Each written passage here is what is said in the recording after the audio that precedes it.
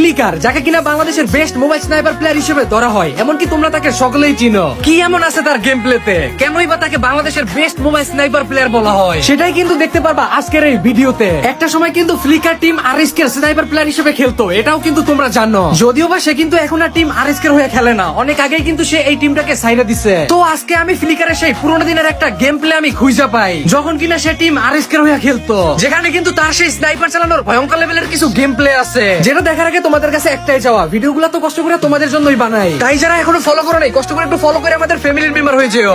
একটা ডাউন একটা down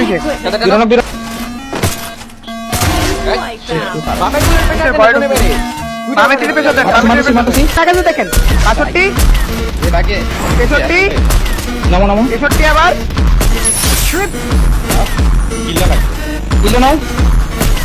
Quadra kill.